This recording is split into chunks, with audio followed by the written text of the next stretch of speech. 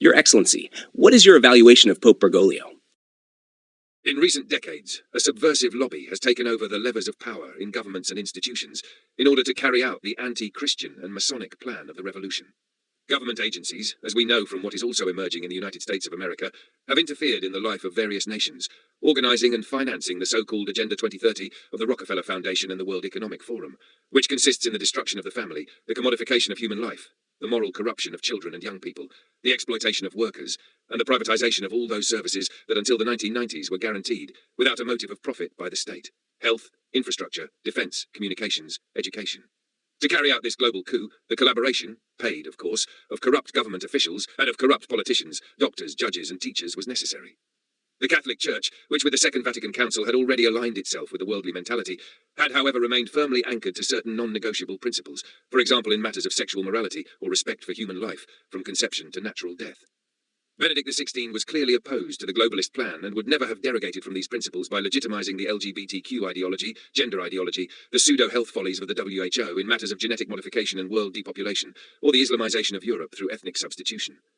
It was therefore necessary to eliminate Joseph Ratzinger, replacing him with a pope, who, as Hillary Clinton's collaborator, John Podesta, hoped, would promote the Agenda 2030, ratify climate change fraud, and convince the faithful around the world to undergo the inoculation of a serum that we now know was designed to eliminate or pathologize most of humanity. This Vatican coup was made possible, and we know this from the admissions of its protagonists, including the controversial Cardinal Danneels, by the maneuvers of the St. Gallen Mafia, which in concert with the American deep state pushed Benedict XVI to resign and managed to appoint Jorge Mario Bergoglio to the highest position in the Catholic Church. Bergoglio's was a usurpation no more and no less than those that allowed the globalist lobby to impose government leaders under the orders of the Davos Forum, in the Italy of Conte and Draghi, the France of Macron, the England of Johnson and Starmer, the Spain of Sanchez, the Ireland of Martin, the Canada of Trudeau, the Australia of Arden, the United States first of the Clintons and Obama, and then of Biden, and in the European Union of von der Leyen.